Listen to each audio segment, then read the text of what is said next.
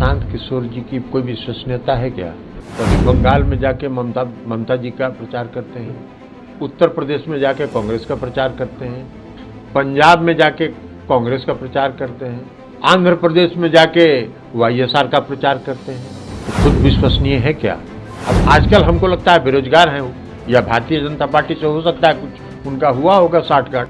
मैंने पहले भी कहा कि राजनीति और व्यापार एक साथ नहीं होता है। प्रशांत किशोर जी को क्या मालूम है बिहार में क्या विकास हुआ है कि बंगाल, बिहार, झारखंड और उत्तर प्रदेश, यही 4 राज्य मिलकर मोदी जी को खत्म कर देगा। भारतीय जनता पार्टी के पास कुछ बोलने के लायक है नहीं, तो यही सब बोलेंगे। छिटपुट घटना, एक घटना कोई हो गई तो कानून व्यवस्था खराब हो गया। जो भारतीय जनता पार्टी में योगदान कर दे दिया वो सदाचारी हो गया, जो भारतीय जनता पार्टी से बाहर हो गया वो भ्रष्टाचारी हो गया। भाई कर्नाटक में मुख्यमंत्री किसको बनाया था? भारतीय जनता पार्टी ने येदियुरप्पा साहब को बनाया था ना।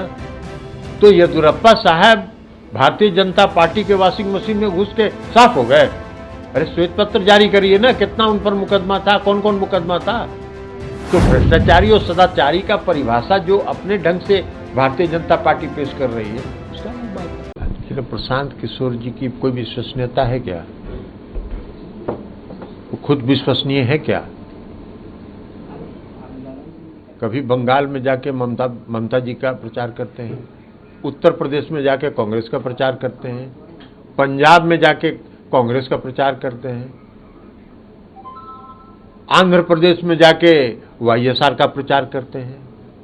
तो उनका अपना कोई विश्वसनीयता है क्या उनकी? वो देखिए, बेसिकली वास्तविकता अगर कहिए तो प्रशांत किशोर जी राजनीतिक व्यक्ति नहीं है, वो व्यापारी है। वो व्यापार करते हैं और अपना ब्रांड, अब आजकल हमको लगता है बेरोजगार हैं वो, या भारतीय जनता पार्टी से हो सकता है कुछ उनका हुआ होगा साठगांठ।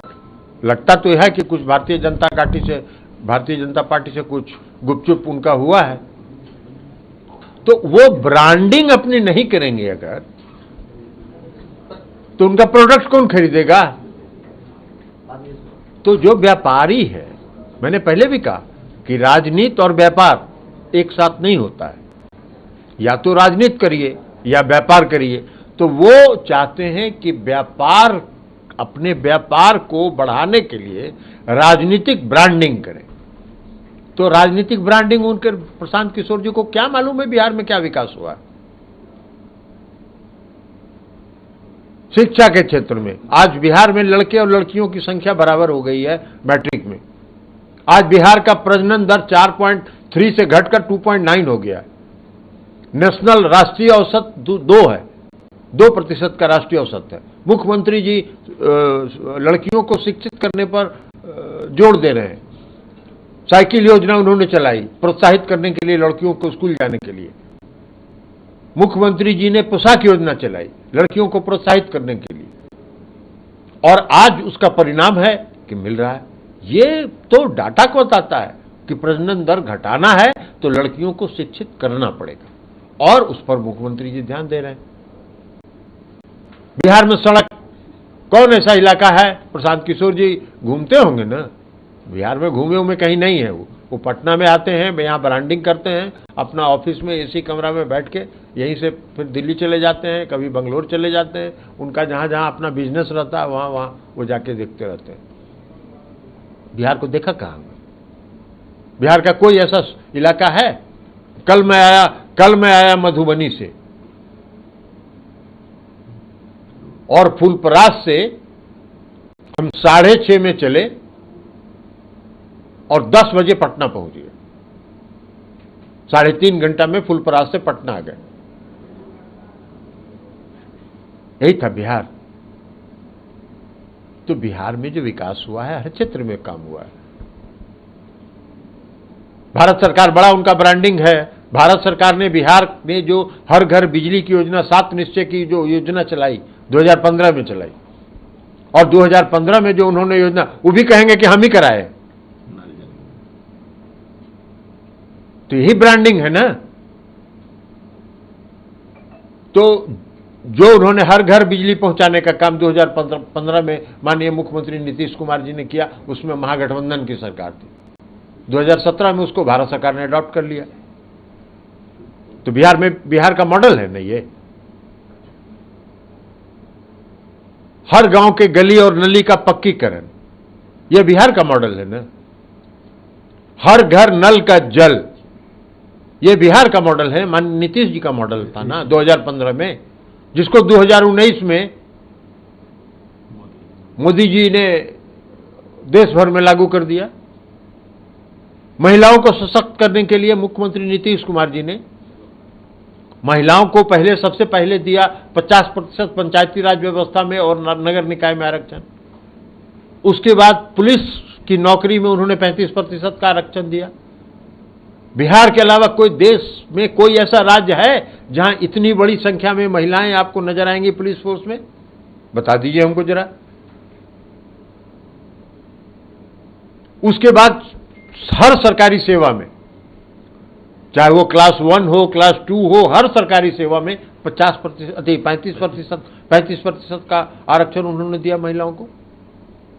महिलाओं के सशक्तिकरण के लिए, ग्रामीण महिलाओं के सशक्तिकरण के लिए उन्होंने जीविका योजना चलाई।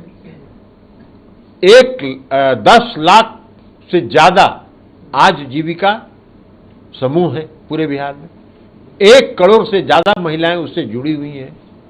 भारत सरकार ने जब उसको देखा जीविका को, तो उसको आजीविका के नाम से शुरू कर दिया पूरे देश भर में। तो नीतीश मॉडल ये है। प्रशांत किशोर जी को कहां से नजर आएगा? वो व्यापार के नजरिया से देख रहे हैं। अब ये सब बात वो नहीं बोलेंगे, उनकी ब्रांडिंग नहीं होगी तो कौन उनको व्यापार देगा? तो जिस तरह व्यापारी अपने प्रोडक्ट को मार्केट में लॉन्च करने के लिए ब्रांडिंग करता है, उसी तरह प्रशांत किशोर जी ब्रांडिंग कर रहे हैं। राजनीति को और व्यापार को अलग अलग रखिए। आप व्यापारी हैं, व्यापार करिए, राजनीतिक ज्ञान मत दीजिए। सीपी सिंह भी निकल पड़े हैं आज से। छोड़िए ना, वो स्टाफ है, पहले भी कर चुके हैं। क्या है भाई, 2010 के पहले उनके कोई सुनता? बोलने के लायक भी थे, वो एक अधिकारी थे ना। तो जिस व्यक्ति ने, माननीय मुख्यमंत्री नीतीश कुमार जी ने उनको इस लायक बनाया कि वो आज कुछ बोल रहे हैं और आप लोग उनका नोटिस भी ले रहे हैं, ये किसका देन है?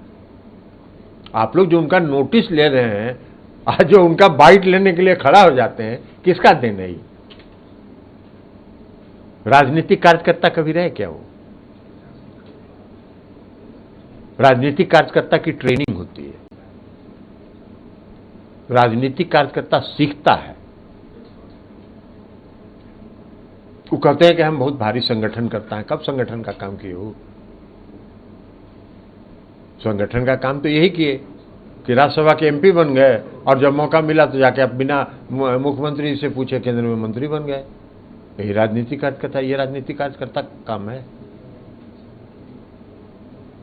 तो जो स्वार्थी हो, जो जिसको बनाया उसके प्रति भी वफादार नहीं हो, उनको बनाया किसने? सबसे मौलिक सवाल है, उनसे पूछिए कि आपको इस लायक किसने? कभी वो अगर बाइट देते हैं तो आप लोगों को भी कहेंगे कि उनसे पूछिए कि आप जो आज बाइट दे रहे हैं, बाइट देने के लायक आपको किसने बनाया? तो नीतीश कुमार जी ने बनाया। बाकी तो वो स्टाफ थे, तो स्टाफ पर कितना हम बोलते रहे। एक वीडियो वायरल हुआ है, पोस्टर भी लगा है यूपी के लखनऊ में, अखिलेश यादव के साथ नीतीश कुमार जी।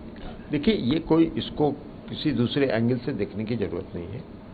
माननीय मुख्यमंत्री जी ने कहा है, हम सब लोग कहे हैं, हम लोगों ने राष्ट्रीय परिषद की बैठक में प्रस्ताव भी पारित किया है कि हम लोगों ने मुख्यमंत्री जी को अधिकृत किया है सभी विपक्षी दलों को बात करके एक मंच पर लाने के लिए।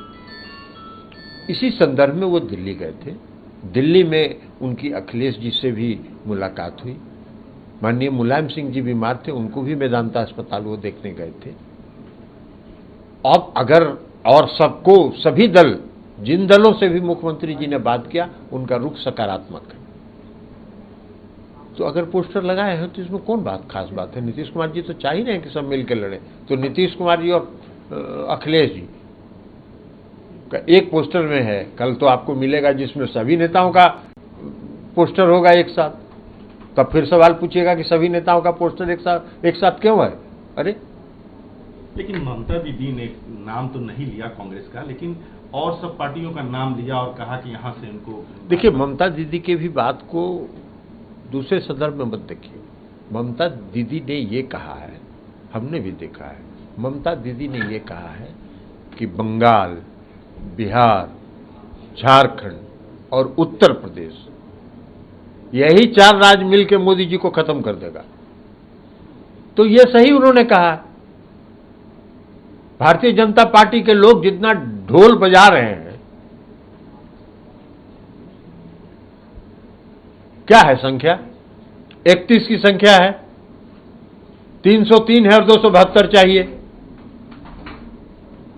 तो 31 की संख्या, और ममता दीदी ने कहा है कि ये 4 राज्य मिलकर खत्म कर देंगे। तो अब आपको हम बता देते हैं, 18 है आज बंगाल में, 0 पर चले जाएंगे। 17 हैं आज बिहार में, 0 पर चले जाएंगे। तो 18 और 17 35। झारखंड में आज 12 हैं,